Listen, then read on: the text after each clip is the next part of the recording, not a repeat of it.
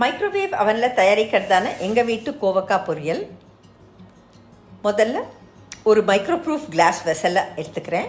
அதில் ஒரு 3 table spoon அளவு எண்ணெய் ஊற்றிக்கிறேன். நார்மலாக நம்ம அடுப்பில் கோவக்காய் பொரியலை செய்யறதுல பாதி அளவு எண்ணெயிலேயே இதை செஞ்சிடலாம். மஞ்சள் தூள், சிவப்பு மிளகாய் தூள், நம்ம வீட்டில் நார்மலாக யூஸ் பண்ணக்கூடியதான கறி பவுடர், தனியாத்தூள், சீரகத்தூள், கறிவேப்பிலை பொடி, உப்பு. உப்பு எப்போவுமே நார்மலாக நம்ம அடுப்பில் செய்கிறதுல கொஞ்சம் குறைச்சே இதுக்கு போடணும். மைக்ரோவேவ் அவனில் தயாரிக்கச்சே ஒரு டேஷ் ஆஃப் பெருங்காயம் எல்லாம் போட்டு எல்லா ஸ்பைஸ் பவுடர்ஸையும் ஆயிலில் நல்ல ஒரு ஸ்பூன் போட்டு மிக்ஸ் பண்ணிடலாம். இந்த பொடிகள்லாம் இந்த எண்ணெயோடு கலந்து பச்சை வாசனை போக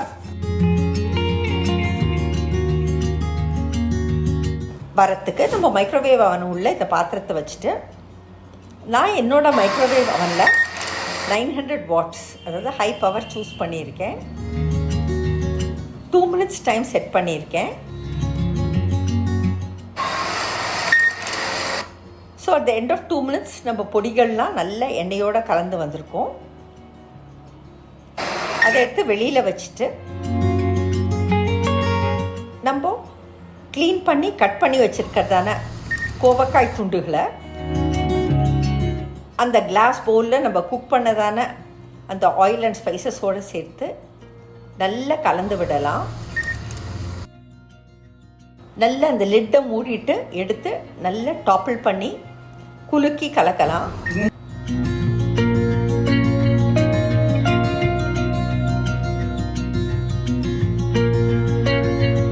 இப்போது நம்ம ஆயிலில் போட்டதான ஸ்பைசஸும் கோவக்காவும் நல்ல ஒன்று சேர கலந்தாச்சு.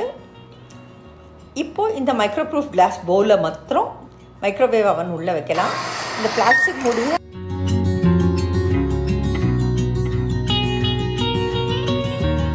8 மினிட்ஸ் டைம் செட் பண்ணுறேன், ஸ்டார்ட் பண்ணுறேன். So at the end of 8 minutes திருப்பி வெளியே எடுத்துட்டு ஒரு வாட்டி கலந்து விட்டுட்டு நான் இன்னும் 4 மினிட்ஸ் போல் அந்த கோவக்காயை வச்சேன்.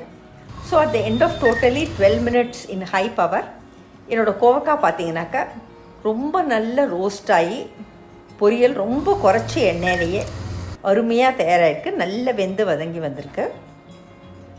மைக்ரோவேவ் அவனில் கோவக்காய் பொரியல் எங்கள் வீட்டில் தயார்.